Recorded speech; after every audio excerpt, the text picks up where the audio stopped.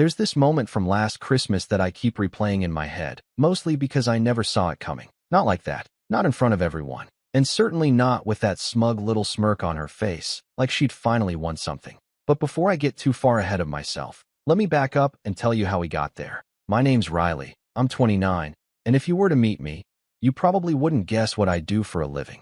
I've always kept things pretty low-key. I don't wear flashy clothes, I'm not big on social media, and I drive a nice car. Yeah, but not the kind that screams, "Look at me." It's more like, I worked hard for this and I enjoy driving it. I didn't grow up with money. Far from it. My dad left when I was 6, and my mom did everything she could to keep us afloat.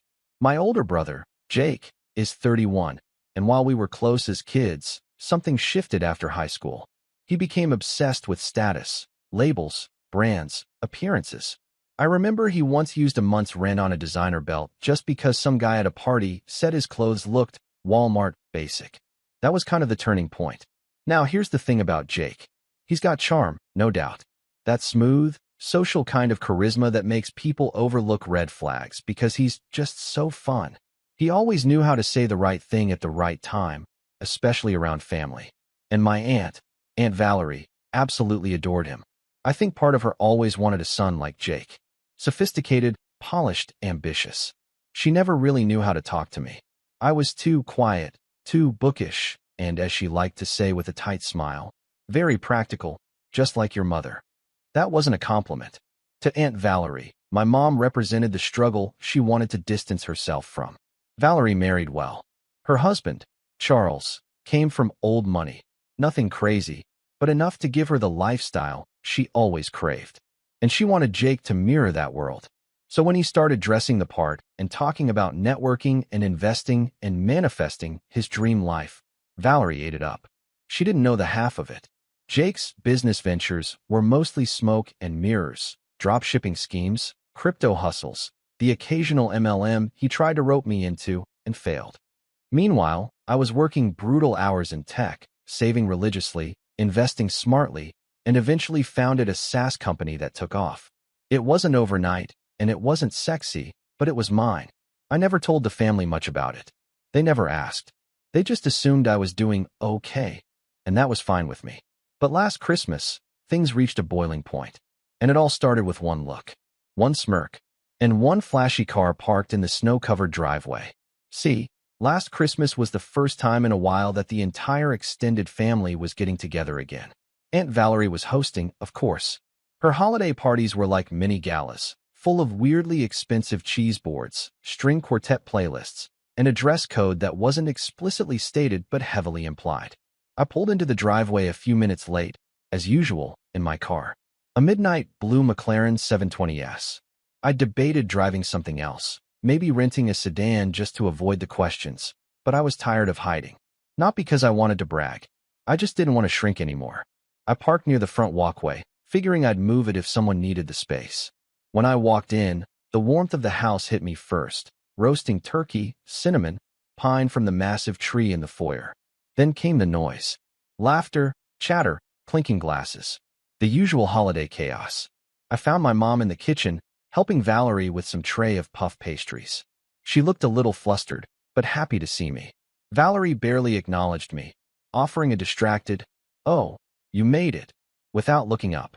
Jake arrived 10 minutes later with a scarf around his neck and that confident glide in his step. The moment he entered, the energy shifted. Valerie turned into a giddy teenager. "Jake, oh, darling, you look amazing," she beamed, giving him an air kiss. I watched from the hallway, already predicting how the night would unfold. Jake started making his rounds, shaking hands, laughing too loudly, complimenting everyone's outfits like he was some kind of royalty. Then, as I sipped my drink quietly in the corner of the living room, I saw her walk in. A girl. Blonde, tall, model type. Beautiful, clearly a guest. And she was with Valerie, not Jake. That got my attention. Valerie had her hand on the girl's back, guiding her toward the center of the room like she was showing off a new painting. "Everyone, this is Lila," she announced. "She's just lovely. Jake, come meet her. I think you two will get along wonderfully." There it was. That little smirk. Like she was orchestrating something. Jake, of course, turned on the charm.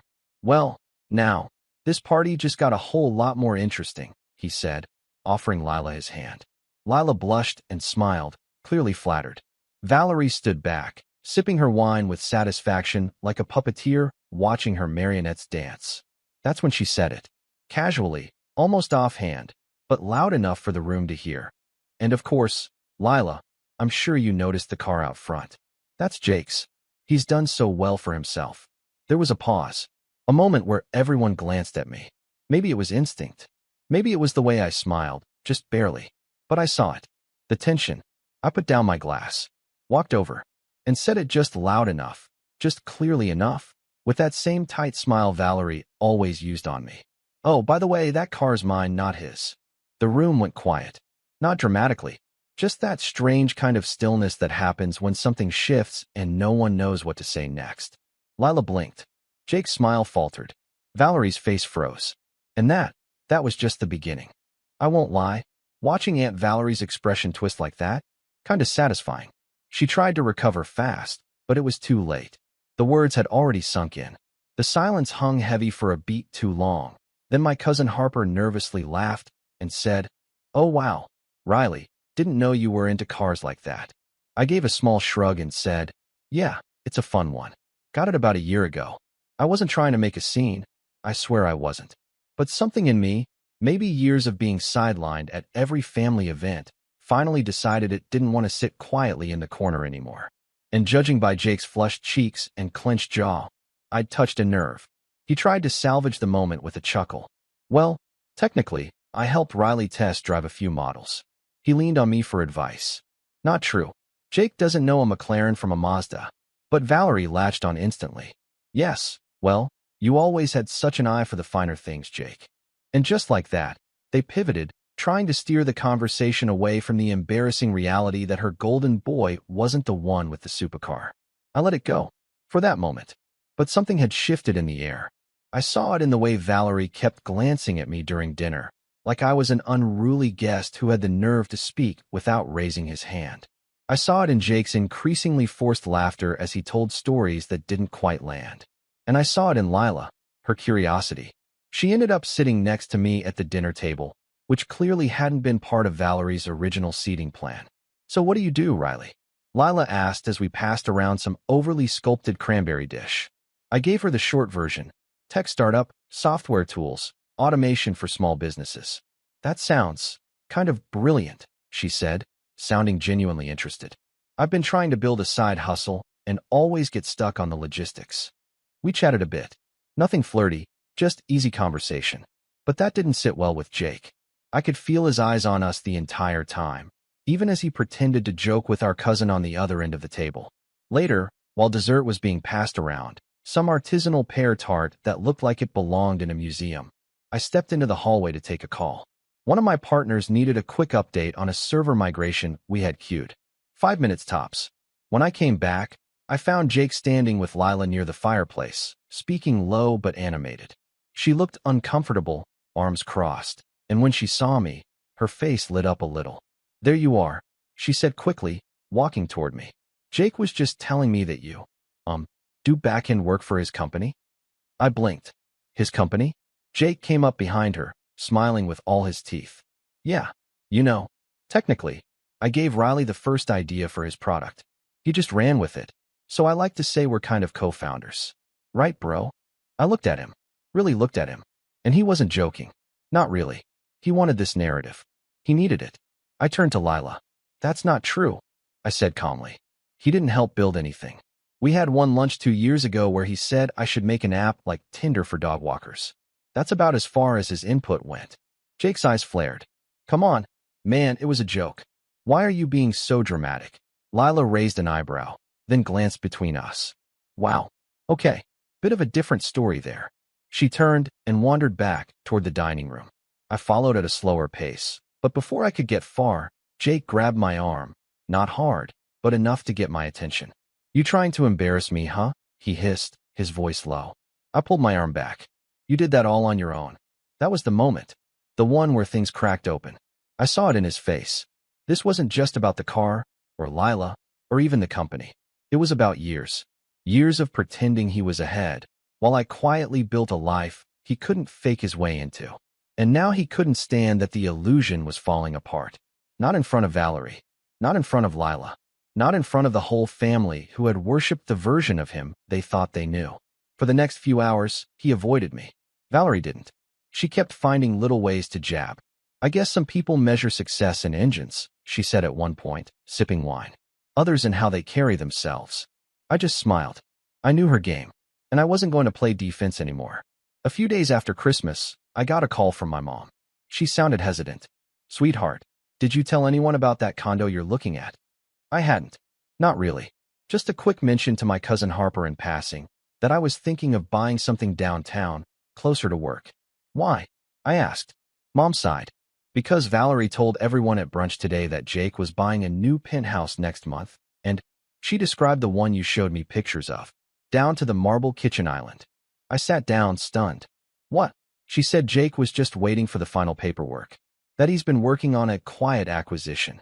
Riley, she said it like it was already his.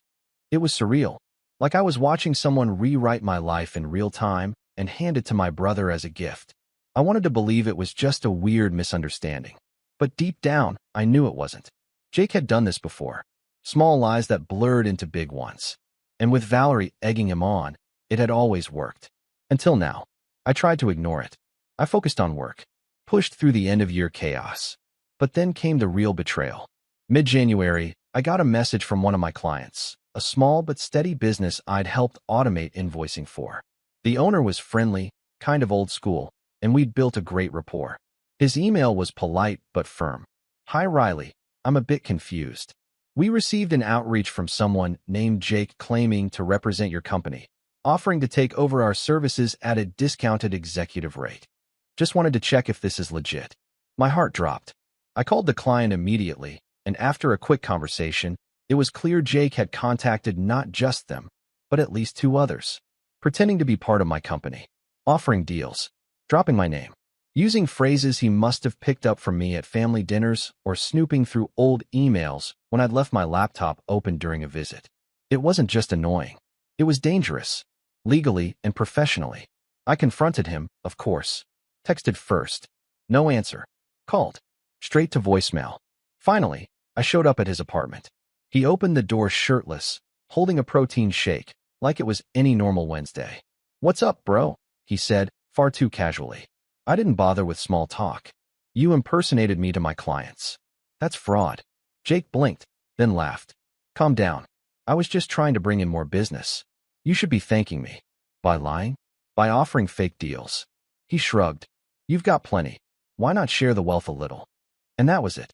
That was the moment I realized this wasn't just about jealousy or pride. This was about entitlement. Jake truly believed he deserved what I had, without doing the work. And he was willing to cross any line to get it. But what hurt more, what burned in my chest like acid, was knowing Valerie would probably defend him. Again, just like always. And I was right. When I told her what happened, she didn't even pretend to be shocked. You two have always been competitive, she said with a sigh. Jake just admires you, Riley. Maybe if you were a little more inclusive, he wouldn't feel the need to do these things. Inclusive, like I owed him access to everything I'd built. That night, I sat in my apartment, staring at the ceiling, the city lights flickering outside my window, and thought about all the times I'd bitten my tongue. All the years I'd been quiet, respectful, patient, and all the times they'd used that silence to step over me, to rewrite my story. And in that moment, something hardened inside me. I wasn't going to let them keep writing chapters in a book that wasn't theirs. That's when I started planning, not out of anger, but clarity. And what happened next? Well, let's just say Christmas won't be the only holiday they remember for a very long time. But we're not there yet. The weeks after that confrontation were rough. I thought I'd be more angry, furious, even, but what I felt was heavier than that. I felt hollow, like something had been scraped out of me and replaced with this dull ache I couldn't shake. I still went to work, kept up with clients, led meetings, and smiled through check-ins with my team. But beneath it all, I was tired. Not just physically, emotionally, spiritually. Tired of the games. Tired of the manipulations. Tired of being pulled into some performance where I played the quiet one, the responsible one, the guy who always let it slide. And for what? So my own brother could skim off the top of my life like it was his buffet? After the client incident, I had to do damage control, quietly, professionally, without making Jake's actions public, because the last thing I needed was legal drama or questions about my company's internal security. I informed the clients he contacted that he had no affiliation with us. I updated our contracts, added stricter NDAs for future partnerships, changed a few logins just in case.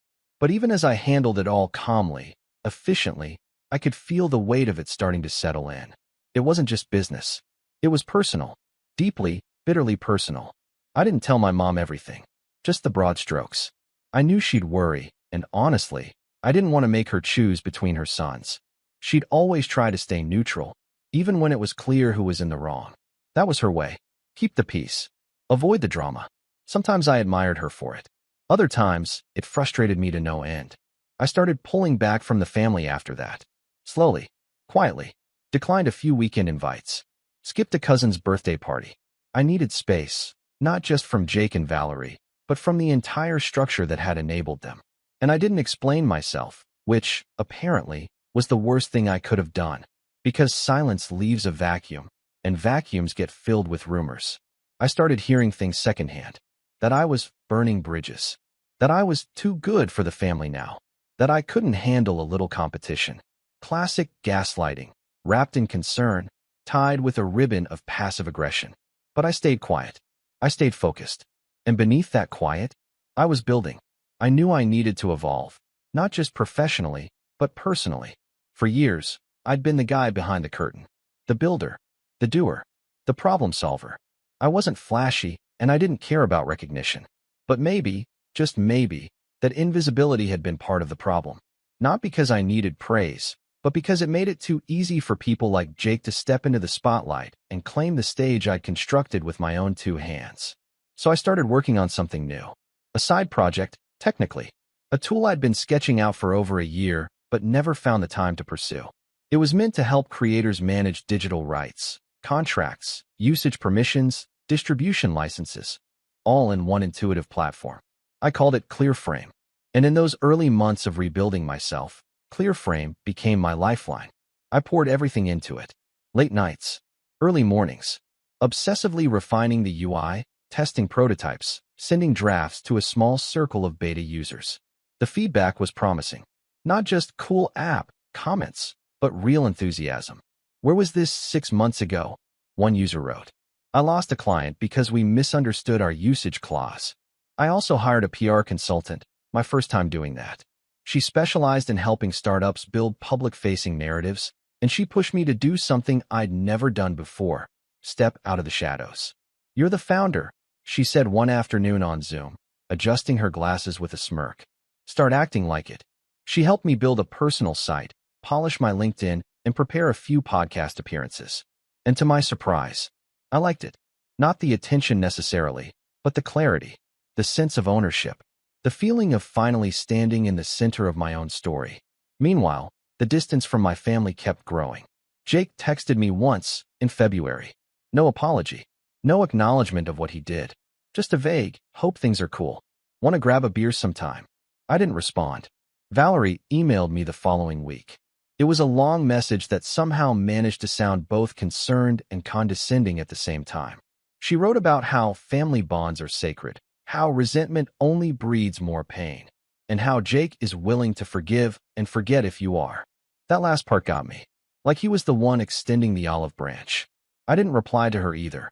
Instead, I booked a ticket to a tech conference in Lisbon. It was my first time attending one in person since before the pandemic, and it felt symbolic, like closing a door on one chapter and stepping into another. The conference was electric. I met creators, founders, developers, investors, people who got it, who didn't care about family drama or who said what at Christmas, people who cared about ideas, execution, integrity. I pitched ClearFrame to a few folks, got a lot of interest, even landed a meeting with a VC firm that had backed 2 companies I'd admired for years. It was surreal, and for the first time in a long time, I felt good, not smug, not vindicated, just solid, grounded, like I wasn't building to prove anything. I was building because it mattered, because it was mine. One night, after a long day of meetings and panels, I sat on the rooftop of my hotel with a glass of wine and just breathed. Lisbon glowed beneath me. Warm. Alive. And I thought about the kid I used to be. The one who sat quietly in the corner at family dinners, watching Jake get praised for things he didn't do. I thought about the years I spent making myself smaller to keep the peace, to avoid rocking the boat. And then I thought, never again. When I flew home, everything looked a little different. The city, my apartment, even myself in the mirror. I'd changed. Not in some dramatic, Hollywood way. Just quietly. Fundamentally. I felt strong. But strength doesn't erase the past. And when March rolled around, the past came knocking. Mom called, nervous again. Honey, I think you should come to Easter this year. Just for an hour. I know things have been tense, but your cousin Chloe's coming back from overseas, and your grandma's been asking about you every day. I hesitated. I know you're angry, she continued gently. And I don't blame you. But don't let Jake take more from you than he already has. That hit me hard. Mom rarely acknowledged the imbalance so directly.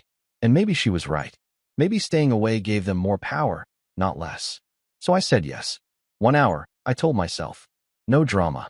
Just show up, hug grandma, say hi to Chloe, and bounce. But of course, it didn't go that way. Easter was at Valerie's house again.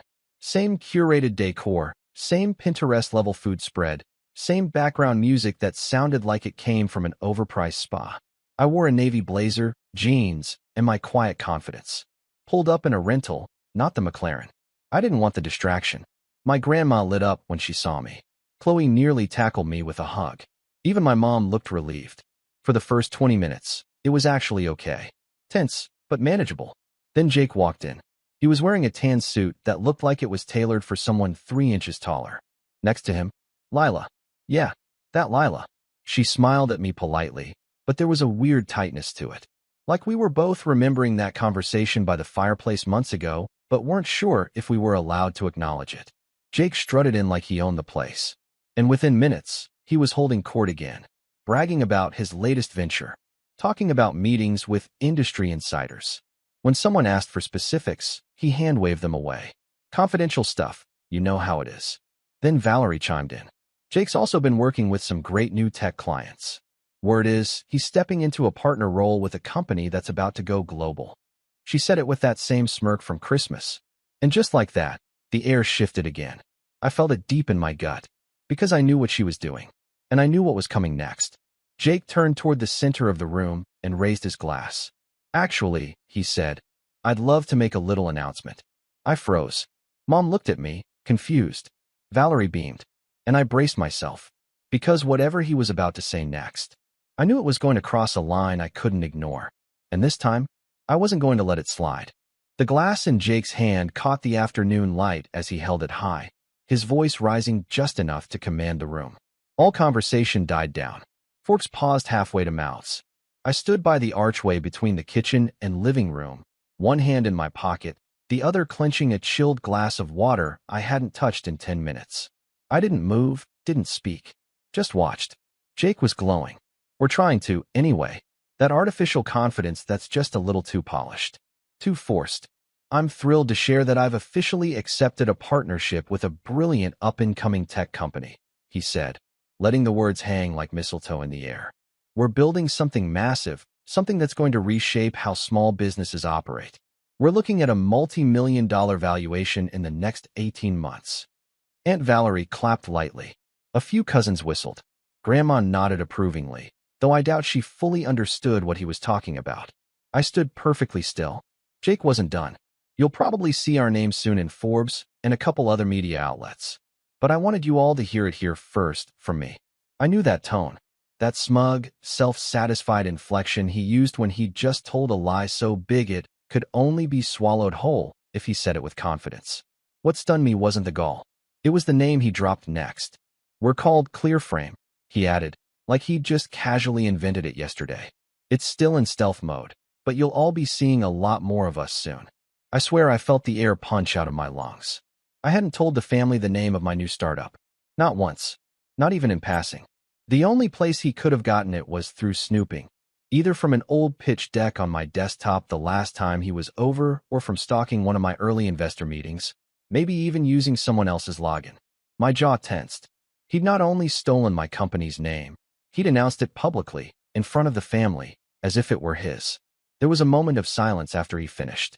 Aunt Valerie beamed like a proud stage mom. Lila looked vaguely uncomfortable. My mother turned her head slowly toward me. I didn't blink. I didn't even flinch. But inside, something snapped. This wasn't just lying. This was identity theft. This was reputation theft. And the timing couldn't have been worse or better, depending on how you looked at it. Because what Jake didn't know was that 2 weeks earlier, Clearframe had finalized a strategic partnership with a very well-known software firm. It wasn't public yet, but we were days away from the rollout. Press releases had already been drafted. Product demos recorded. I had interviews lined up, podcasts queued, social posts scheduled. Once we went live, the digital footprint would be undeniable. There'd be no way to rewrite the narrative once that happened. Unless Jake was trying to jump in first. He was trying to get ahead of it. Plant a flag in the family's collective memory, so when they saw my name tied to it, they'd think he had something to do with it. So he could say, "Yeah, that's the company I told you about," and take credit for my work in a sleazy, slippery way that wouldn't hold up in court, but would be impossible to erase from casual conversation. I didn't say a word. Not yet. Instead, I quietly left the room, walked into the hallway, and sat down on the bottom step of the staircase with my phone. I opened my investor Slack group and sent a single message. "Remember the guy I told you about? He just publicly claimed ownership of Clearframe at a family event. I need that press package live by Monday. First thing.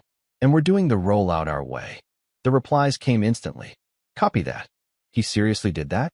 What a psycho. "I'll move the articles up in the queue. Want to record a CEO spotlight video tonight?"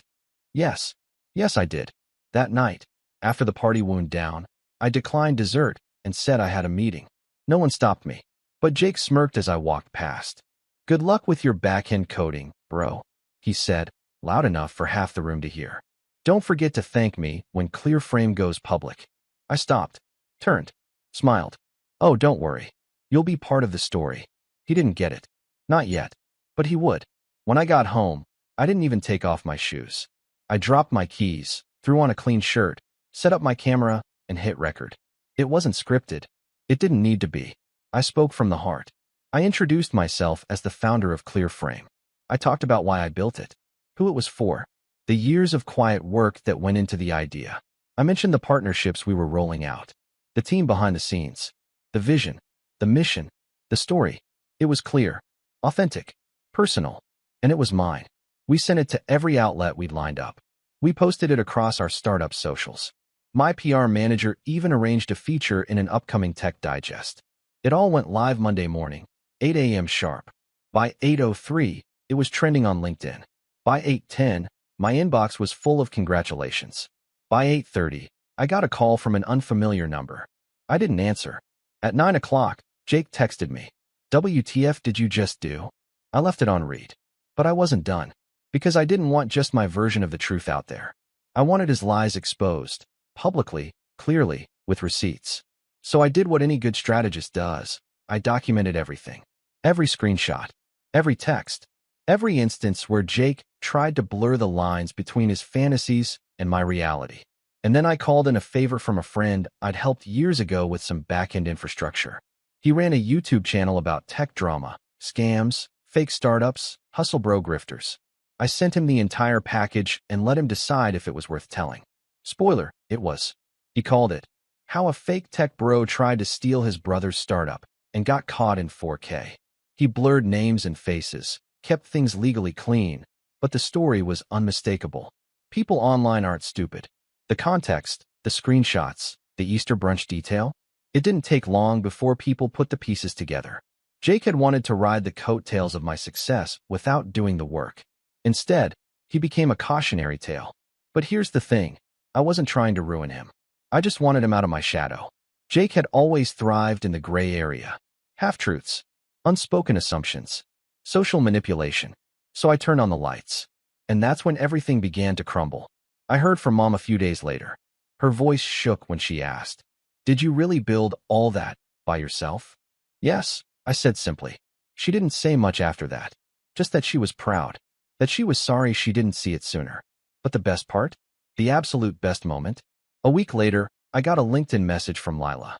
"Hey, just saw the Clearframe rollout. Amazing work. Also, that brunch was wild. Hope you're doing okay." I smiled, typed a polite reply, and then I got back to work. Because revenge doesn't always come with screaming or slammed doors. Sometimes it comes with silence, with receipts, with truth, broadcast loud enough to drown out every lie that came before it. But I wasn't done yet, because Jake was still out there, and he still had one more card to play, and I was ready for it. Jake never knew how to lose quietly.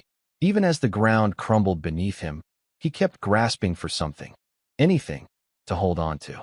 After the Clearframe launch went public and the YouTube expose gained traction, I expected backlash, maybe even confrontation. But I underestimated just how deeply Jake had convinced himself he was invincible, that he could keep lying his way forward as long as he smiled and talked fast enough. What I didn't expect was the audacity of his next move. About 2 weeks after the video dropped, I got a call from my lawyer. "Riley," she said calmly, "we received a cease and desist letter from someone named Jacob Trent." I almost laughed. "You're joking." "I wish I were. He's accusing you of defamation. Claims you stole his intellectual property, which he supposedly shared with you in a private brainstorming session." I had to sit down. It was bold, desperate, but not unexpected. Jake had no concept of consequences. He thought everything was a negotiation, that if he pressed hard enough, I'd fold, that I'd back down to avoid public mess. But I'd played the long game. I'd documented everything. The dates, the pitches, the filings, the trademark application, the IP registration. My company had airtight logs showing years of development, drafts, internal messages, version control, and meeting notes. We had a receipt trail longer than a CVS coupon. So I didn't just defend myself. I went on offense. My lawyer and I drafted a response that was calm, professional, and absolutely brutal. We included our legal documentation, the timeline of events, and screenshots of Jake's attempts to poach clients and impersonate a partner. We submitted our own cease and desist, legally binding, backed by counsel, and filed formally. And just to make sure the message landed, I instructed our PR manager to release a second press package. This one wasn't about the product.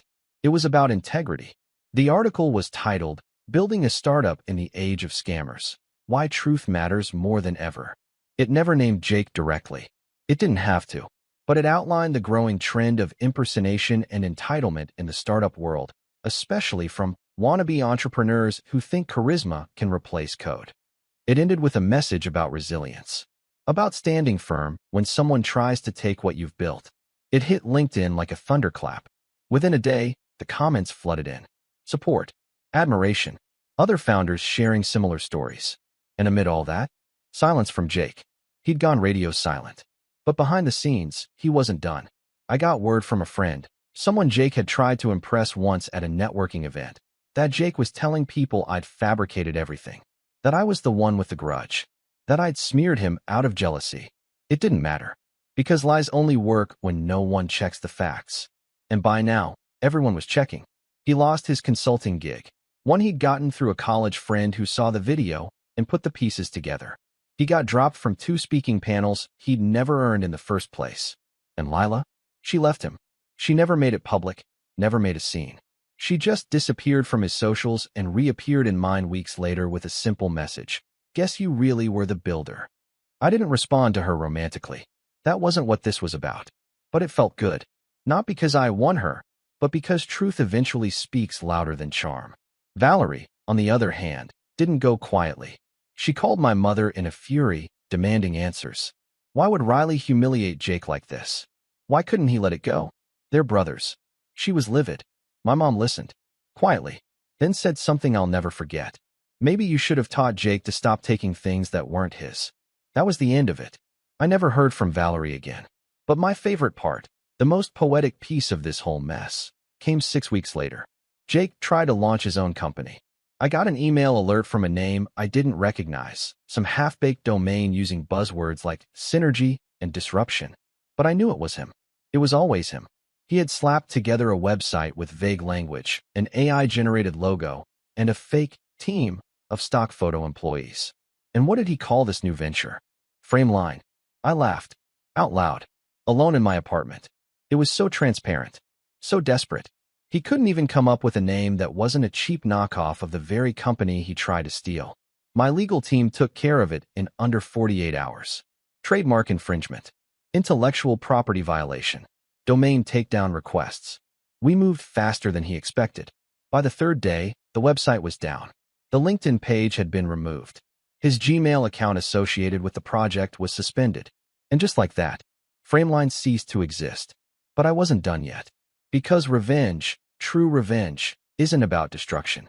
It's about education. So I reached out to my old college.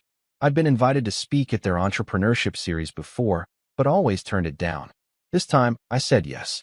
And I told them I wanted to talk about ethics and entrepreneurship. The auditorium was packed. Students, professors, a few local founders. I gave a talk titled, "What Happens When Someone Tries to Steal Your Startup, and Why You Let the Work Speak for Itself." I never said Jake's name, but I didn't need to. I told the full story, scrubbed of personal identifiers, focused on the principles, not the pettiness. The audience was riveted. And at the end, during the Q&A, one kid stood up and asked, "What would you say to the person who tried to take credit for your company?" I smiled, looked out over the sea of faces. "I'd say thank you," I said, because they reminded me that silence isn't always strength. Sometimes you have to stand up and say, "This is mine." Not to hurt someone else, but to protect what you built, to protect your story. And once you do that, no one can rewrite it without your permission. The room erupted in applause. And that was the end of it. Jake faded, quietly. Like a bad rumor, people stopped believing. He moved to another city, tried to start fresh. But the internet has a long memory. And every time he tried to rebrand, someone would eventually find the video, or the article, or the remnants of Frameline. Meanwhile, Clearframe kept growing. We expanded into Europe, partnered with 2 major platforms, hired our 50th employee by the end of the year. And I finally stopped apologizing for what I built. Because here's the thing. Revenge doesn't have to be loud. It doesn't have to be cruel. Sometimes, it's just telling the truth in a way that can't be undone, and watching the liars sink in their own silence. Jake once smirked at a dinner table, hoping I'd keep quiet. He never expected I'd be the one writing the ending. But I did. And here it is.